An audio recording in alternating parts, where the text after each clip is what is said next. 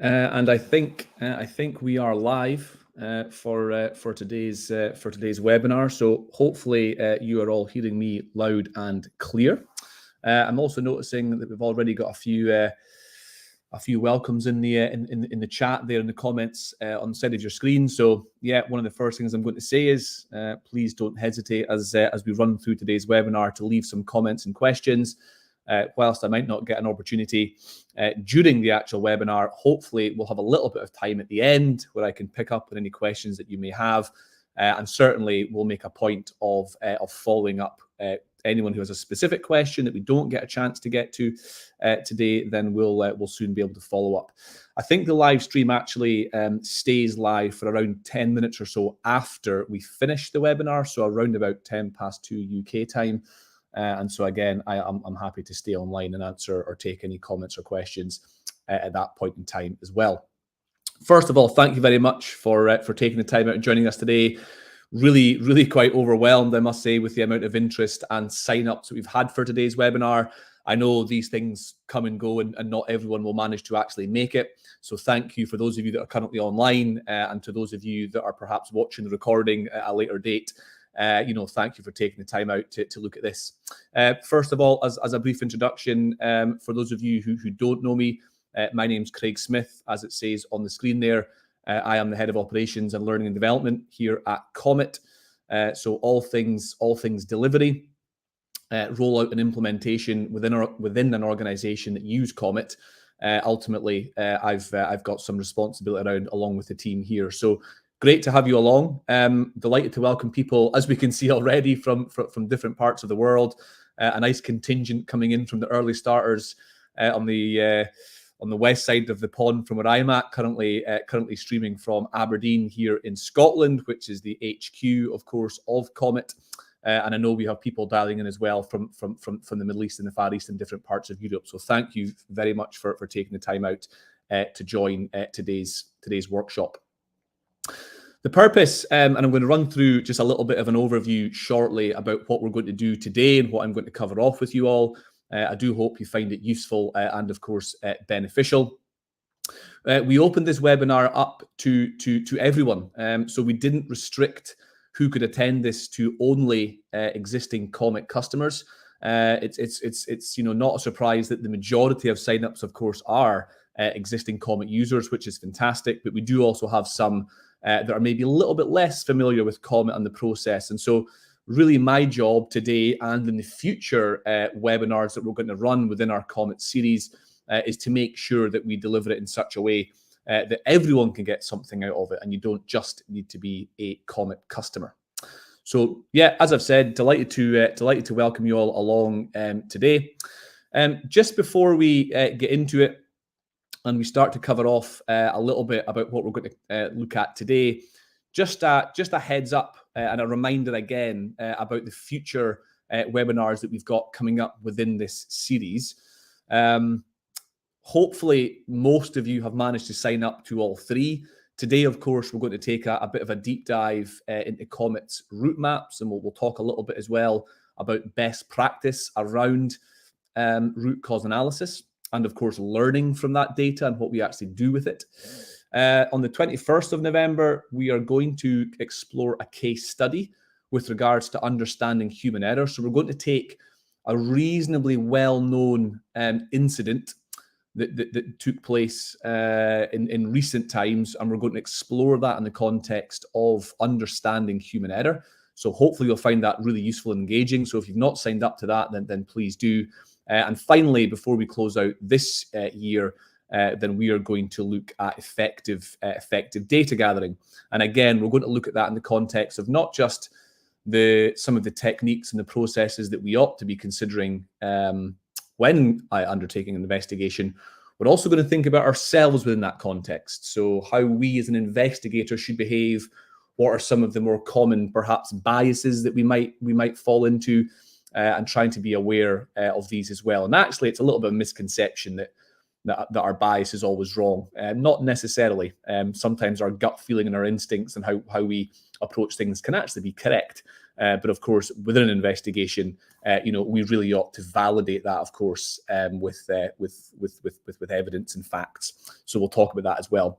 As it says there, going into 2025, we really hope to launch the webinar series. The plan is that once every 6 weeks or so, we're going to run one of these.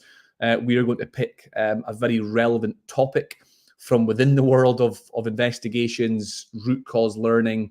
But what I would say as well is if you have found today and the future webinars useful, then feel free, of course, to suggest certain topics or themes that you may want us to cover. And we'd be more than happy to do that as well. You'll be glad to know, just very briefly before we get on with our plan for today, that hopefully on the next 2 workshops that we're running, it won't just be me that you're hearing from. You'll get very bored of my dulcet Scottish tones if it's only just me. So the plan will be to introduce, hopefully, 1 or 2 different speakers who have got subject matter expertise within these future webinars as well. They might be from within the COMET team but have other expertise than I, or they might be elsewhere from out with the direct COMET team as well. So just a little bit of a heads up in terms of what's coming. And as I say, hopefully you get the chance to sign up to most, if not all of our webinars. Okay, what's the plan for today? Let's just remind ourselves what you've all signed up to, and hopefully you're prepared to last the hour, which I'm sure will fly in. The objectives then of today's webinar, we are first of all going to look at the principles of effective root cause analysis and of course how we learn from events and incidents. So as I've said, not everyone attending today's webinar or certainly listening to it down the line are actually direct COMET users themselves. And so it wouldn't be fair to only talk about COMET. So we will talk a little bit about root cause analysis in general. Step 2 today, or the second session from today's workshop, we will take a deep dive into COMET's route maps. For those of you experienced practitioners out there, you will know that we apply the rule of 5, 12, and 62. We have 5 COMET categories, we have 12 subcategories, and we thereafter have 62 root causes. We won't take a deep dive into all of those, but I have selected 7 or 8 that tend to be a little bit more problematic or might present some extra challenges. And so we will take a look at those and just look at some of the root causes and some of the relationships within those root causes. And if you can take 1 or 2 things out of that for your own learning or passing on to others, then that would be fantastic. And then we'll close out today by looking at how we use data to drive insights. And so what I've done is, again, for those of you that are a little bit more familiar with COMET, of course, we have integrated dashboards. We utilize Power BI for that. And I've picked out 4 or 5 of the key pages and filters within those dashboards that explore specifically the root cause learning aspect of using COMET. What I would say finally on that point is it's only a light touch today on the data-driven insights. We only have an hour to cover quite a lot. One of the workshops that we will run, or one of the webinars, I should say, we will run hopefully early next year, will be to take a deep dive into the data that COMET produces, both from a human-led perspective and hopefully an AI perspective as well. So yes, we will hopefully run a far more detailed data-driven webinar within the next few months. But today we'll give you a little bit of a light touch, certainly, about what that is. Okay, so I'm going to go ahead now and just really get into it. As I've said, for anyone who's signed up to this, you'll get a copy of all this information anyway, so don't worry about that. And of course, the recording will go out once we finish up today. And just a quick reminder, the comments that you've got on your screen as well, please feel free to fire in some comments and questions as we go along. And if I can't pick them up in live time, then certainly I will at the end, or we'll get back to you. Okay, well, let's start off with part 1 of today's webinar, which of course is the principles, first of all, of effective root cause analysis and learning from incidents. And actually, I'm not going to read through it line by line. I'll let you take on board the information that's there. But when we were pulling together the information, the content for today's webinar, we wanted to try and, I suppose, refocus on those key elements around root cause analysis. COMET, of course, provides a structure. We talk about the fact that it guides you and it leads you by the hand. But I think ultimately, we can sometimes get lost a little bit in do an investigation, let's get it closed out, and let's move on because of, operational and other organizational demands. And perhaps we lose sight of actually why we're doing it in the first place. And certainly we see from time to time organizations with all good intention of doing investigations, but we perhaps don't quite get to the outcomes that actually lead us to improvement and learning. And we get caught in a sort of vicious cycle of this happening again and again. So let's remember why we're doing it. It's a crucial process within any organization. If we want to be a learning organization, an organization that strives for improvement, to really learn from things that go wrong, we can learn from things that go well as well, of course, which is really important. But it's a crucial aspect, within our improvement framework to understand, okay, if we've had something go wrong, whether it's minor, well, what were the characteristics of that? Because it may well be the same characteristics, of course, that lead us on to more serious incidents or events as well. So let's make sure and take the time and learn from those and understand how best we can try and prevent that reoccurrence. And again, for those of you that are direct COMET users, we use the scalable tools around COMET and, of course, the COMET Lite methodology as well. Something I think that gets lost a little bit, we talk about root cause analysis, and I think people quite often will automatically think about that from a safety and an equipment perspective. We do a lot of, reliability RCA, which tends to be a little bit more technical focused. And we might do a lot of safety RCA, which might look at things like human behavior and human error. But actually, there's a place for root cause analysis within the organization, anywhere where we need to be proactive around our root cause learning. So ask yourself the question, how well do we actually learn from your proactive work that you're doing through your audits and your inspections and your assurance processes? How well do we actually learn from those? Because typically a lot of our RCA effort probably happens in that kind of 80% reactive space. So how well do we actually learn proactively using similar tools and techniques? And of course, there's opportunities within that as well, because if we can proactively identify issues and root cause analyze them to understand, why they're occurring or why they've got the potential to hurt us and prevent them from actually hurting us, then of course that's really efficient, safety work. So think about your RCA efforts both from a proactive and a reactive perspective.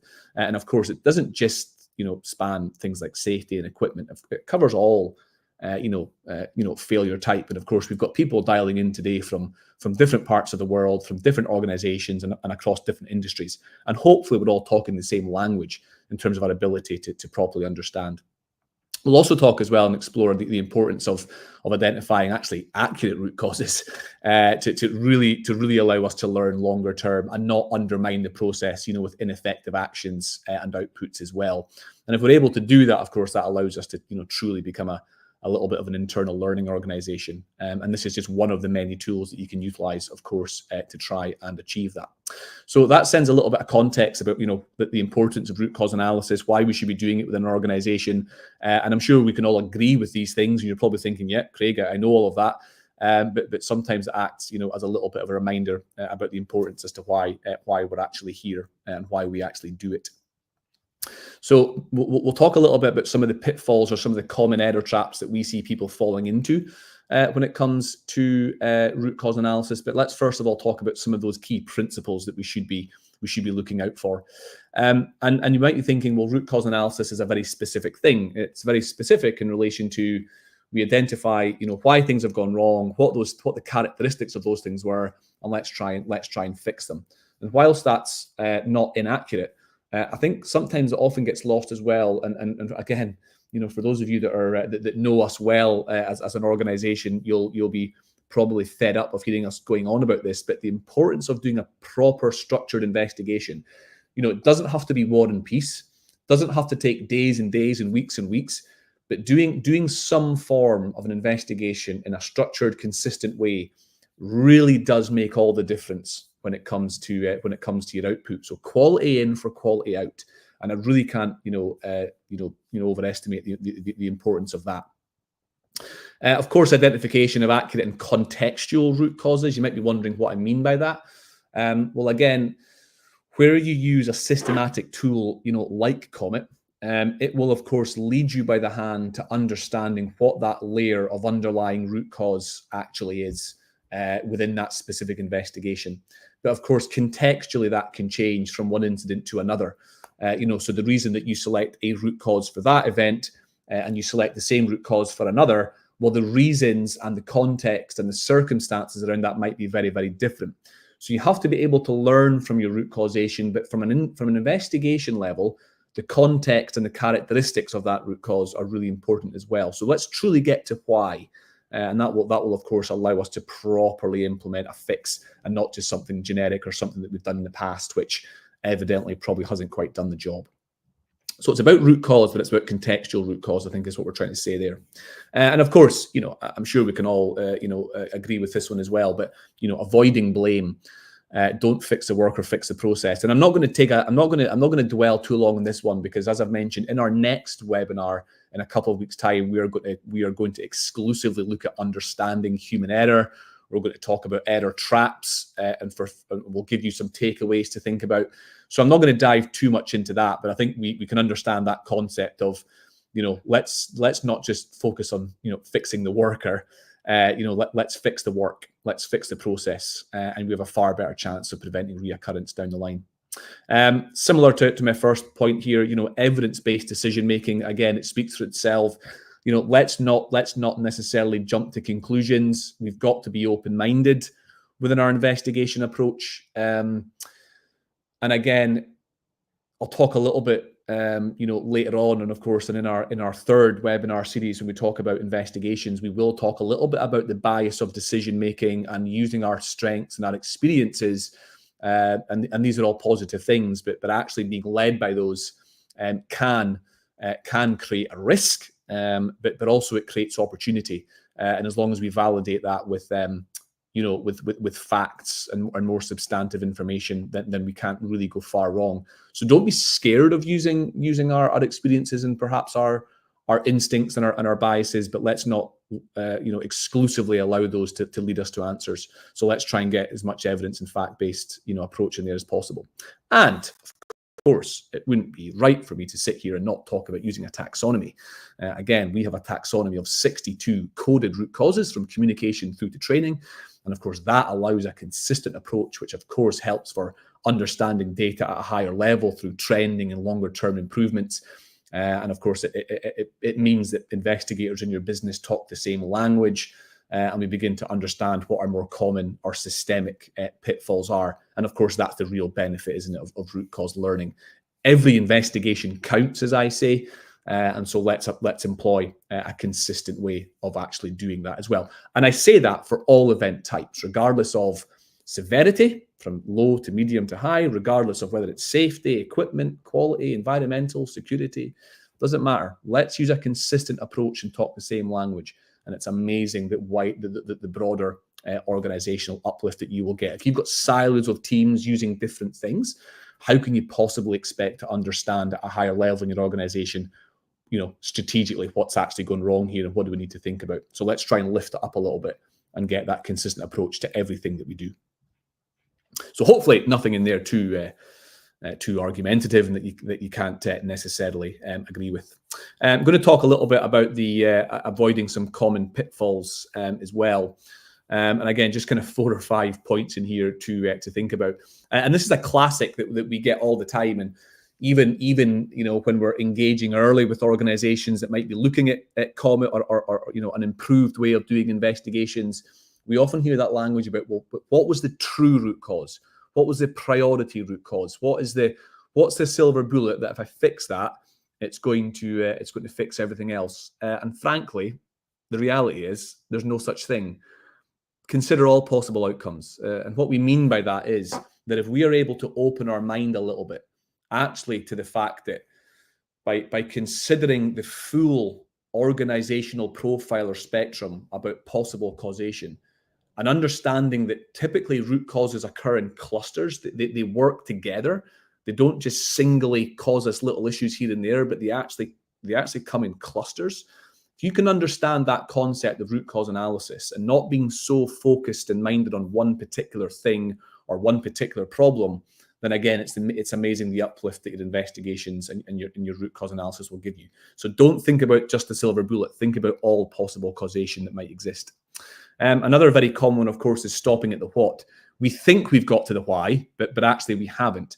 And a classic is probably human error, if I'm being honest. We identify that somebody made a mistake, or somebody made a bad decision, or somebody performed the task incorrectly. And we decide that, well, actually, yeah, okay, if that hadn't happened, if that person had done it properly, then the incident wouldn't have happened. So again, it comes back to that. Let's fix the worker. Let's retrain them. Let's make sure they know what they were doing. Let's remind them about key messages or key principles. But have we actually gone far enough to understanding why? Well, what actually influenced or led to that mistake occurring on the day, or on the lead up to the incident? So without the why, we can't possibly fully understand what caused the incident. And of course, it works as a tree, doesn't it? We have an incident which takes place, and we have certain direct causes that will have led to that. But sitting beneath those direct causes, in COMET language, we call those COMET factors, of course, you will have a cluster of whys, not just one why, but you will have a cluster of whys. And if we can't get to the bottom of that contextually, then we're never going to get to proper organizational improvement. So let's make sure and avoid stopping at the what. Tunnel vision, absolutely. Don't just focus on one thing, as I've said. Let's consider the full organizational profile. COMET is designed like that for a reason. We want you to explore communication, the operating environment, management, equipment, and training for a good reason. It's not to make it an arduous process. It's to make sure and help you and guide you as a user, as an investigator. There will likely be causation that sits in one or more of these categories. So let's not limit the possible outcome or learning that we can actually learn from. Don't try and fix it all at once. Be realistic. Let's isolate certain problems, particularly in the investigation process. If you try to complete a root cause analysis on one specific thing, and try and fix the entire incident in one go, then that's going to be very challenging, because what you will often find in investigation is that the same root causes can reappear more than once. So how do you properly actually categorize and deal with those outcomes and root causes? So it's really important that we factor in, particularly with more in-depth, I would say, investigations and analysis, that we do think about isolating the key issues and then break those down into root cause analysis. So we have to go beyond the one train mindset of this is what happened and let's fix it and move on. And of course, finally, let's not mistake direct causes for root causes. Direct causes, like COMET factors, are what happened typically within our timeline that led up to or immediately after the event that's contributed to the circumstances or the consequences in some way. Our root causes, of course, are what happened underlying beneath the surface that weren't that obvious, but they caused us harm. And we've got to be able to properly get to the proper why of what happened. So let's not stop at the what. Let's make sure and get to the proper root causation. So these are just some, I suppose, guiding principles, I guess, around root cause analysis that we really ought to think about.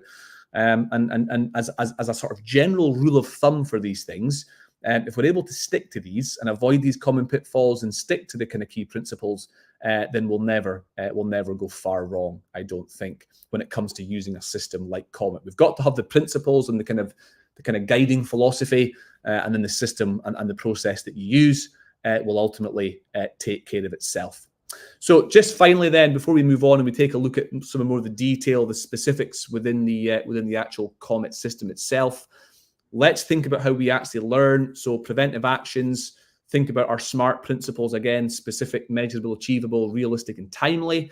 So let's really think about not just writing, one-liners, and let's try and avoid the classic retrain, remind, reinforce. Let's think about the effort that we actually put into our actions. And that's a question for you. How do we measure success? How do you actually know if something has been successful or not? It's all very well and good, again, creating an action or set of actions and assigning them to somebody, and maybe we don't actually communicate that very well, and perhaps we close that action out because it's now live and it's in play. But how do you know 1 month, 3 months, 6 months, 12 months later that it's actually been successful? How do you measure that improvement? How do you validate or verify actually that that's been done? And I would hesitate, I guess, that we probably don't do that quite as well as we should. All right, so let's think about our success measurement and how we're going to go about that as well. let's share lessons. Let's be proactive and warn others. It's a classic, and it actually sits very much within the management category of COMET, that if we fail to learn from things that we know about, or indeed previous incidents or lessons learned opportunities, then that can come out in our root cause analysis as well. So let's make sure and be proactive about things that are happening, share with others, share with industry best practice, share with other departments and of course locations in our organization, because if you've got an issue somewhere, there's a good chance it can happen elsewhere as well. Identify and address blockers, the classic, but that's the way we always do it. So why are we changing? Yeah, sometimes we've got to change, and if this is the way we're doing it and we're experiencing incidents or failures or shortcomings, then something's not right. Something is not quite working as it should have. So let's think about changing the norm if we need to. And as I've said, tracking and training performance. What benefit are we actually getting from these efforts? And again, our final session today will be to take a bit of a look at some of those data outputs in any case. So yeah, let's think about the benefit that we're getting from those root cause efforts that we're actually putting into it. So again, no rocket science in there, but again, just some principles for us to think about, and will hopefully keep you all right when it comes to your root cause analysis efforts.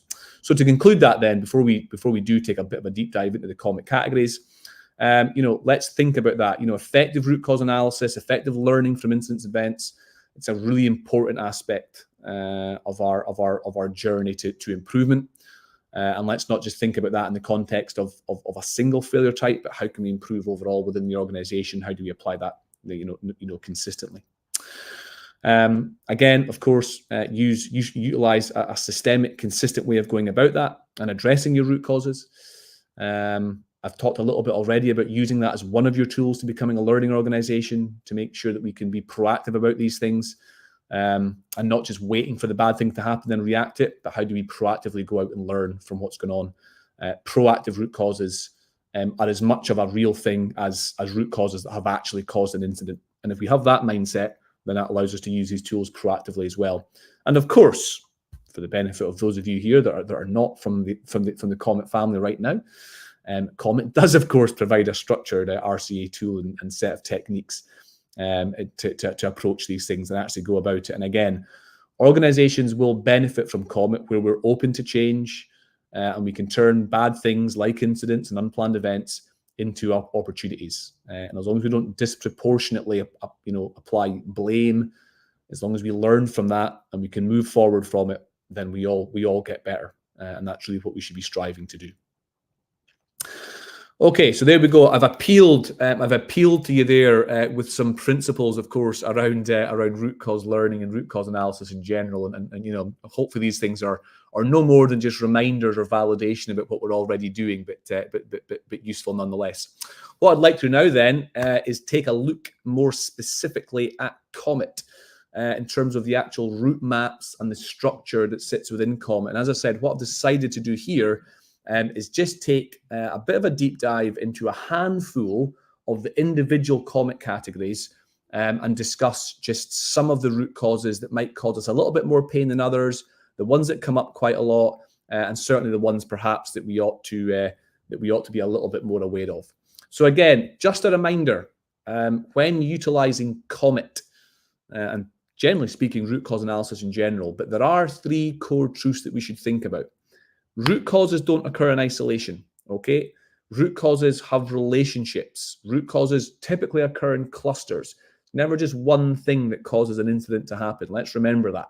So if you have that mindset of understanding that actually the full profile of root causation that exists within COMET from C through to T, then you give yourself a much better chance of understanding fully from all angles what may well have caused the incident or the event that you're investigating.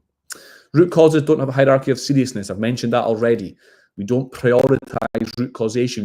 We can prioritize actions and learnings, but we don't prioritize root causation. If one root cause occurs and another occurs, well, they have occurred together. And it's not about trying to pick out the ones that are any more important than another.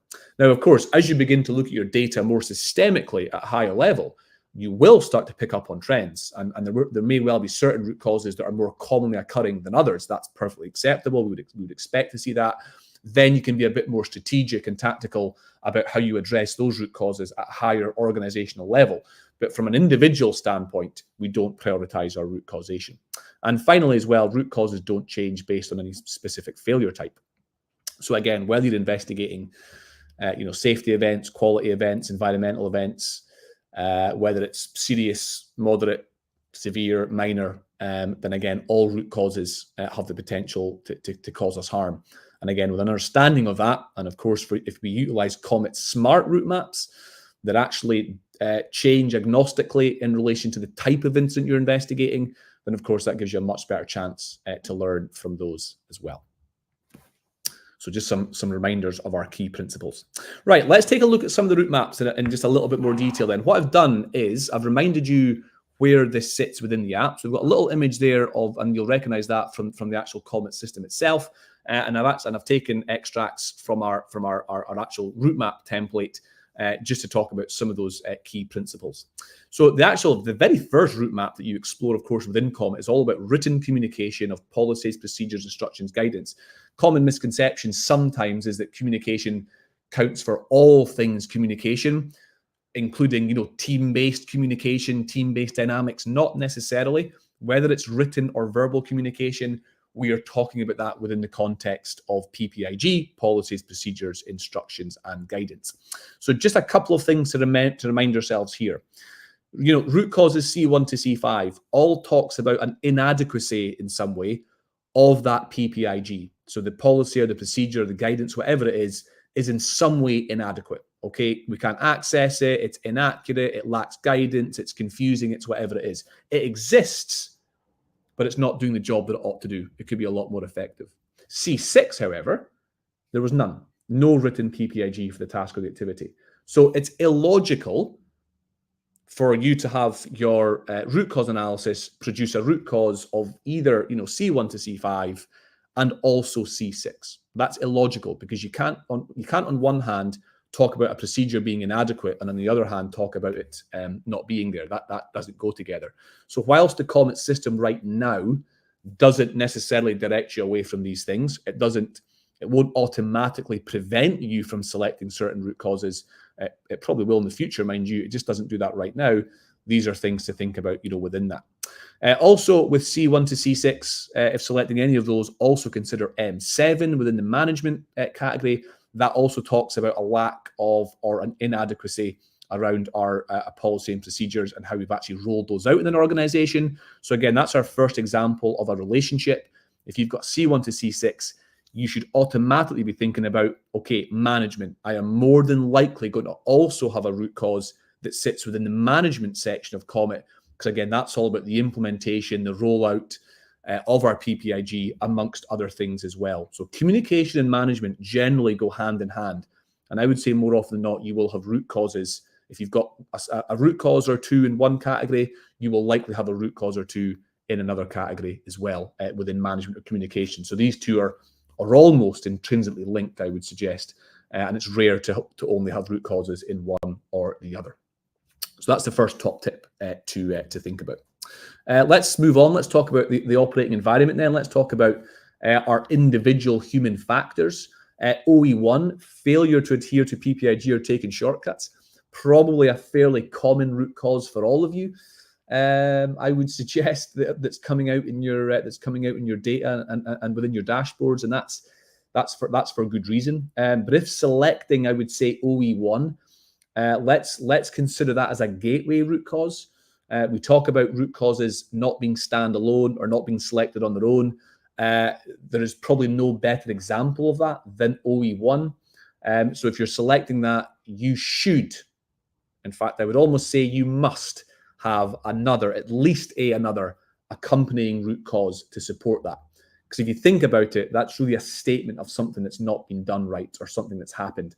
There must be an additional contextual why to try and support that. So OE1 as a standalone root cause is always a big no-no. Let's make sure that we support that with additional root causation as well. And again, we've got one or two examples that are there. If we've got undesirable behavior, it's covered, but there was no PPIG to govern or support it, then again, consider OE3, but also consider some of our management-related root causes like M4 and M7 as well. So again, there's a little bit of a relationship between some of our individual human factors and indeed our management support and our management setup as well.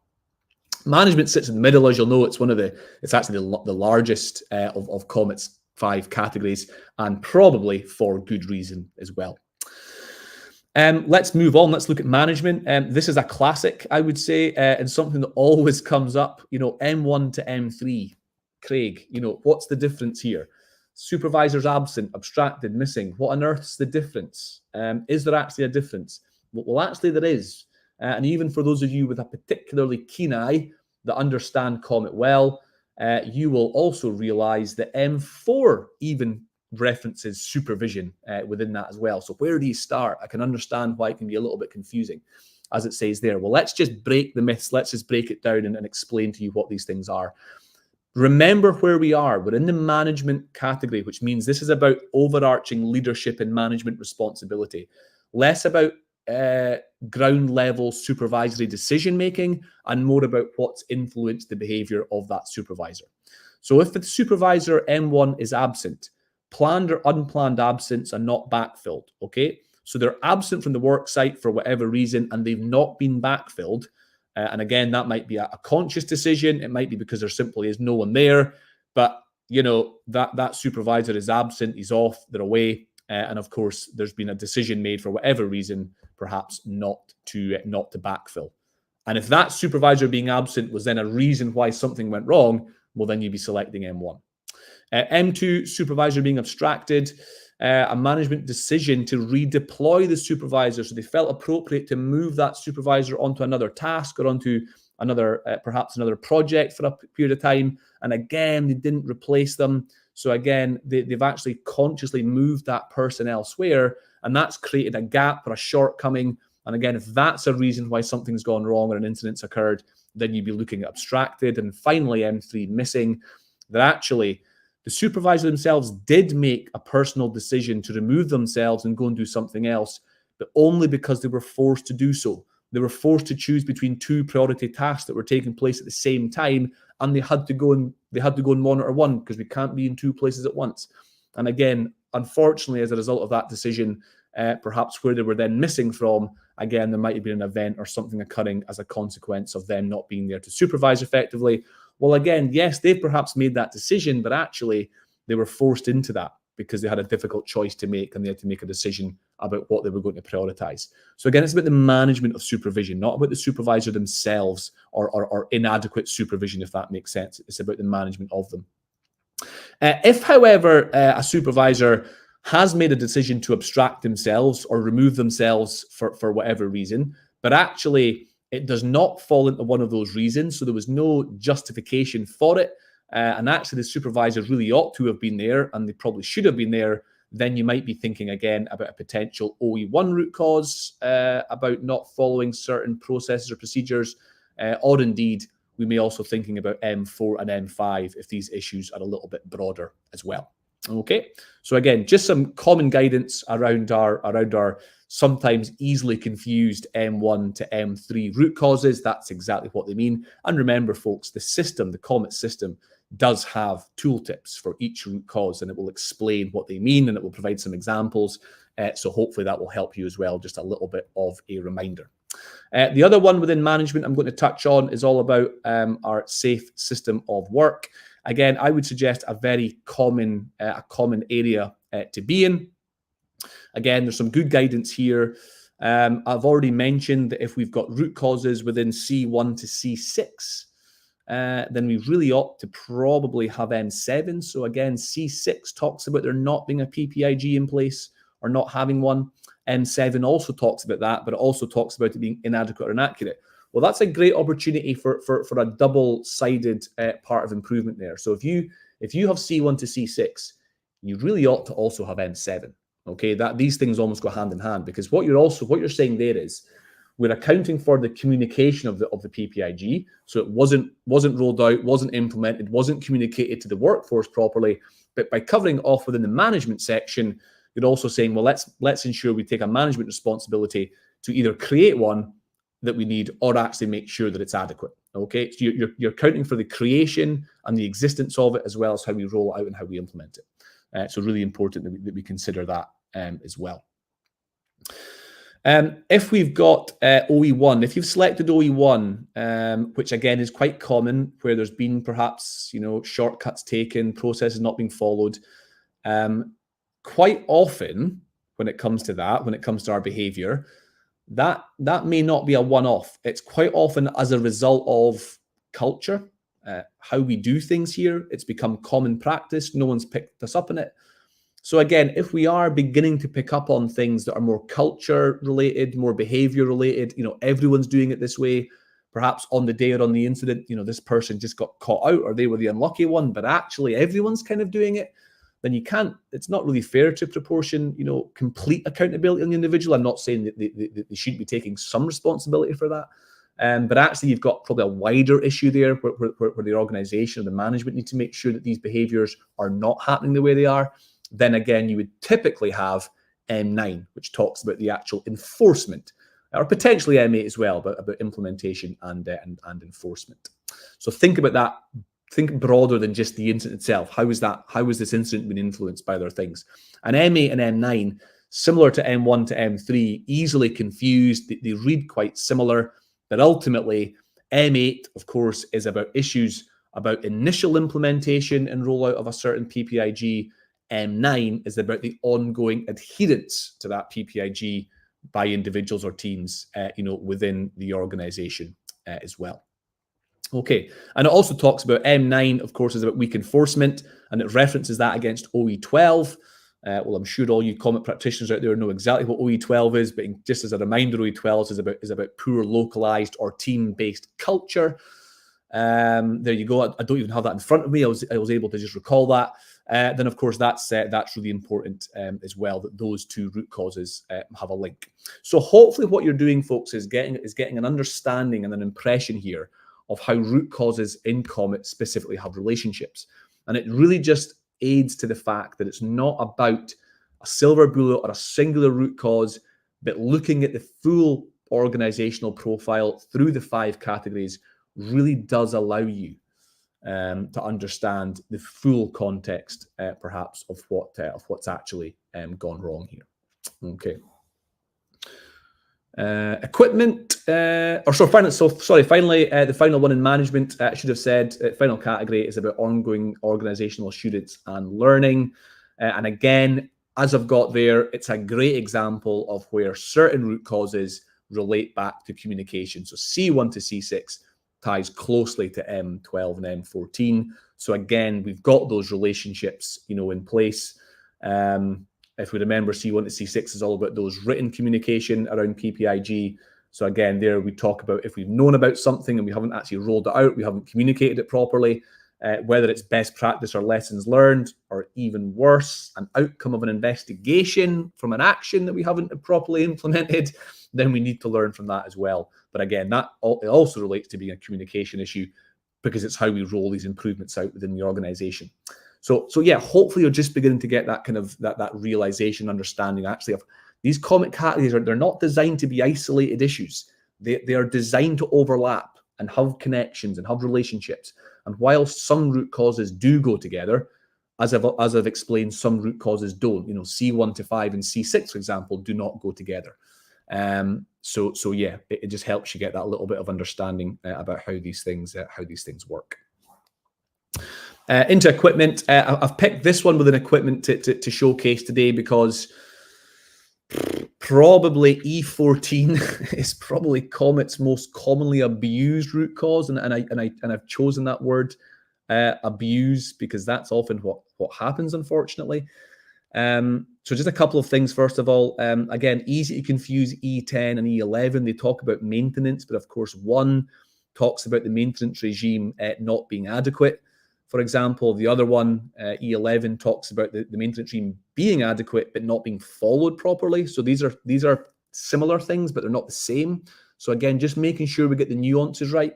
And of course, E14 specifically, we see this being selected a lot, folks. Often gets used for, or should be used in a certain way there for when we have an issue that perhaps does not merit a wider, deep dive analysis of why it failed. You know, it's kind of fix on fine. There's no organizational benefit to going down a full RCA or a full, you know, review of why it's gone wrong or why that's failed. And so E14 can be utilized. But I think what we're seeing here is actually quite a lot where there's not an appetite to investigate properly. There might be some avenues, but there's not an appetite, or indeed it's not feasible to investigate completely. And so we're just going to close it out with an E14. And that's not actually proper use of that root cause. If we're having to utilize it because we are sending equipment away for further analysis, then once that results come back, we ought to be revisiting that root cause analysis to then pinpoint the specific reasons as to what that failure actually amounted to. So let's think about the use a little bit actually of E14 and not abuse it. What I will say, just for your benefit today, we are currently developing, and this is hot off the press, we are in COMET currently developing new route maps, smart route maps for equipment failure and for environmental issues and indeed for security breaches. So we call those smart route maps. And what I can say specifically is there's going to be quite a lot of change coming to the description of the equipment root causes, not necessarily the actual root causes themselves, but the detail that sits behind the root causes that you view in the app or within your various practitioner guides. They are changing and they're going to be a lot more reflective and again sympathetic to the failure type, a little bit like what we did with quality last year. However, E14, the wording of that is changing and we're making it a lot tighter. I would say, I talk about root cause analysis in COMET being a watertight ship and we can't breach it if we use it properly. E14 is probably a pinhole leak. And we can use that as a little bit of an out sometimes. We are going to be tightening up that root cause to make it a lot more easier and clearer about how we actually use it. So we're not blaming people for using it properly. We've probably created a situation that allows a little bit of misinterpretation or misunderstanding. We are addressing that, and these fixes will be in place early in the new year. So that's something to look forward to as well. If you are experiencing issues with E14, don't worry, we are across it. And finally, training. Again, a touch on training because it is actually the smallest of the 5 route maps and quite often maybe gets overlooked a little bit. But it can be an easy get out again by saying, well, it was a training issue, it was a competence issue. Well, you know, was it necessarily that? Let's not jump to conclusions here again. Let's make sure you understand properly. Retraining isn't always the answer. So is it necessarily a training related issue? We have to think about that. But again, this is one of those categories where you are more than likely only going to have one root cause selected because again, these root causes typically are kind of mutually exclusive. So again, you're not going to have one and another. Typically, you will be in one section here or another. And again, there's some relationships there that if you're looking at T1 or T2, that may well also have a link and an impact with M4. So again, another example of a route map that ties back to management. So think about it like this. Your management category sits right in the middle. Okay, it's the largest of the 5 categories. Because you've got 4 subcategories in there, a total of 14 root causes. Think about it as the spine. Okay, it's the spine of your analysis, and the chances are you're always going to relate into it somehow. So even if you find root causes in communication or training or operating environment, the chances are you will also find yourself within management. So again, think about that as the thread or the spine through your analysis. So yes, unfortunate. Yeah, I know. We do have 12 subcategories. We do some advanced training around COMET, which makes use of all 62 root causes. We don't have time in a 1-hour webinar to take a deep dive into 62 root causes. In fact, you're probably glad that we're not. But hopefully that gives you a flavor of the relationships in COMET and some of those more problematic COMET factors and root causes, of course, that do exist. Here's one thing you can take away, though. And I've actually got these in front of me right now. I can't see them very well because of my background. But we created something called a quick reference guide for root cause analysis within COMET.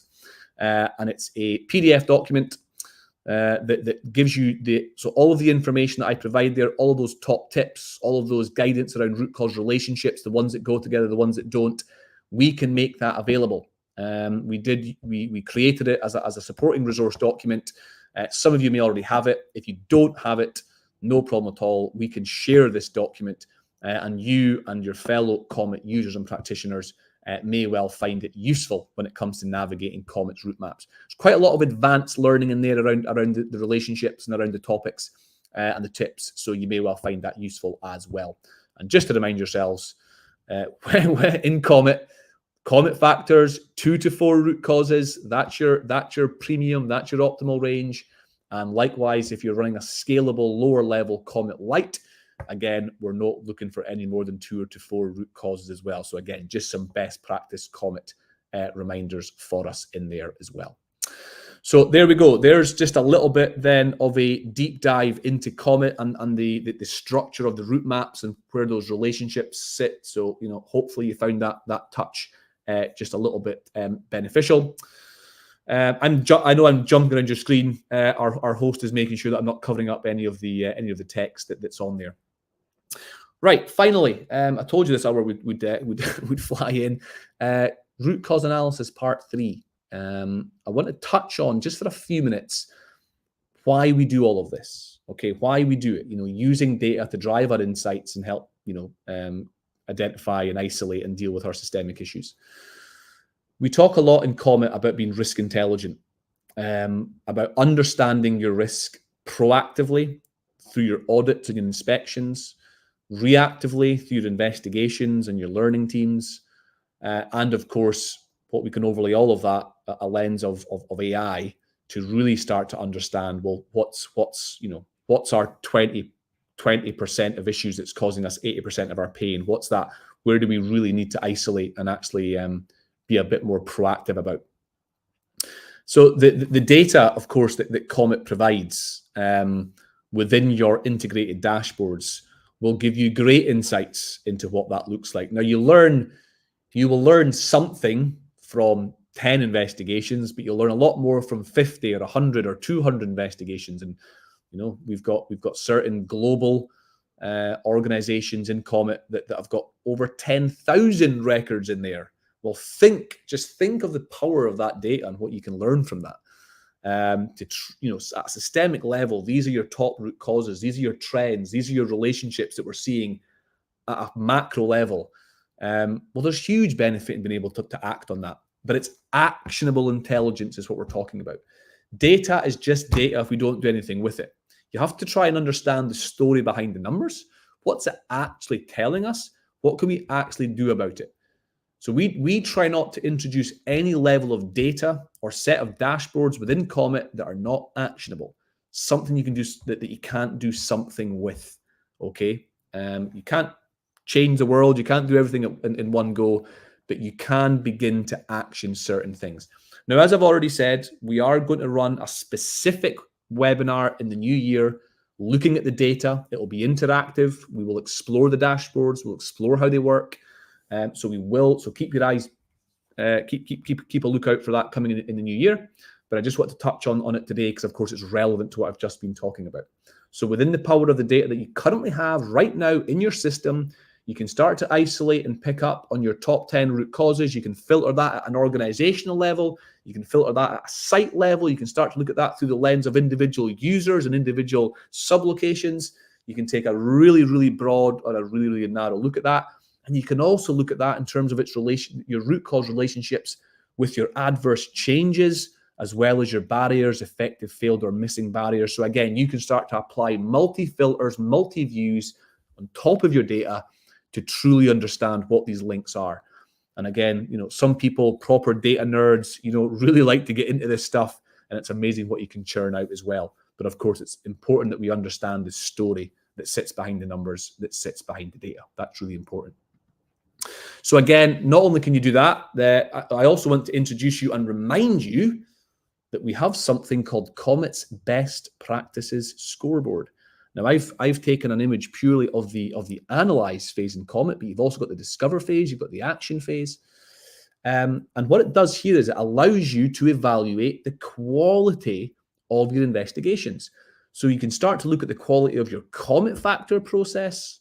You can look at the quality of your human factors analysis, and you can look at the quality of your specific root cause analysis as well. We've built metrics and benchmarking into the system here, and it in live time is churning out investigations. So you could in live time be running an investigation, take a jump into the reporting, you could pick your investigation, and you could score that and benchmark that against the specific metrics that we have ultimately, using our experience, have said this is what good looks like and this is what you should be avoiding.